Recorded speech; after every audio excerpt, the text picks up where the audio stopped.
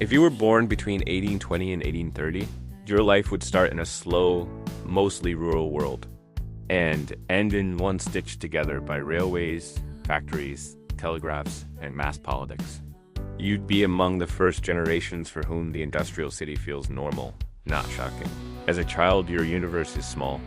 If you grow up in the countryside, your days revolve around fields, animals, and weather.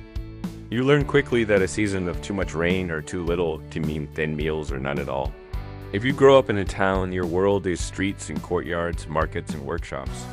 You see butchers, bakers, cobblers, blacksmiths, and tailors at work. School, if it touches your life at all, is brief and harsh. Many children never attend. Disease is a constant background. Yet childhood isn't only fear and work. In your teens, the wider century begins to push on you. You see more smoke on the horizon. Brick factories with tall chimneys appear, driven by steam engines. People leave villages for wages. You also hear about trouble. A bad harvest sends food prices up. Suddenly there are bread riots. Workers smash machines, demand higher pay, or march for the right to vote. Early railway projects start. You see surveyors marking lines, gangs of laborers cutting through hills. The rumor that iron machines will soon carry people and goods over long distances sounds wild. As a teenager, you stand at a fork, stay in the old world, or step into the noisy, uncertain industrial world. In your 20s, you become an adult as industrialization really sinks its teeth in. Your working life might be long shifts in textile mills, coal mines, ironworks, or foundries, or domestic service for wealthier families whose money comes from trade, industry, or government. Lose your job or suffer a serious injury, and there's almost nothing to fall back on. That's why so many in your cohort move. First, people move from villages to larger towns. Then from towns to big cities. Some go further still, across borders or overseas. In the cities, you might share a single room, even a single bed with others. But there is money to be made, at least in good times. Streets are crowded, noisy, and full of temptations. You become part of an urban working class that didn't exist at this scale when you were born. By your 40s and 50s, the difference between your childhood world and your current one is almost unbelievable. Railways are everywhere. Trains move people, coal, grain, and manufactured goods faster than anything you knew. Cities have swollen into industrial giants. Factories hug rivers, canals, and rails. Slums surround them.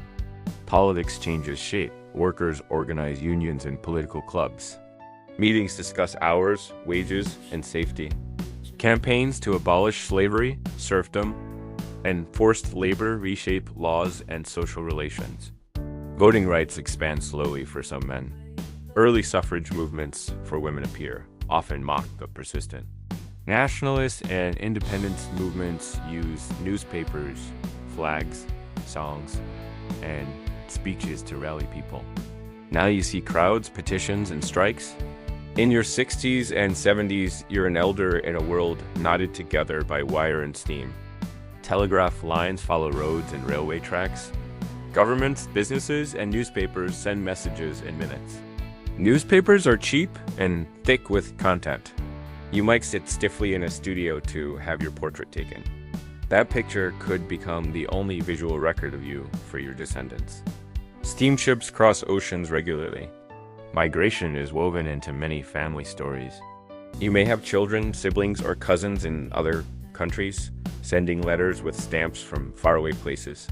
You've watched how faster communication and transport spread ideas, goods, and people, and how they also help empires and corporations pull distant regions under a tighter grip. If you live into your 80s or 90s, you reach the 80s, 90s, and maybe see the year 1900 arrive. Around you, electric lights illuminate more streets, factories, and wealthier homes. Production increases even as workers worry about being replaced. Scientific and medical advances slowly improve life expectancy where reforms are implemented. You hear about noisy, unreliable automobiles rattling down roads and flying machines being tested. Younger people talk about modern life as if this, finally, is the true shape of the world. From your perspective, you've already lived through multiple worlds. You remember a childhood without railways or big factories. If you were born in this decade, formal history probably won't record your name. From slow, local economies to national and global markets tied by rail and telegraph. From villages and small towns to enormous industrial cities. From handcraft and farm work to factory schedules and machine rhythms. From quiet obedience to organized, loud movements for rights, reforms, and independence. Generals and deserters, politicians and street orators. Inventors and the workers who built and ran their machines. You'd share even more with millions of people, whose names are lost but whose labor and endurance carried families and communities through upheaval. Being born between 1820 and 1830 means starting life in an older, slower world, and growing old in one racing toward the 20th century.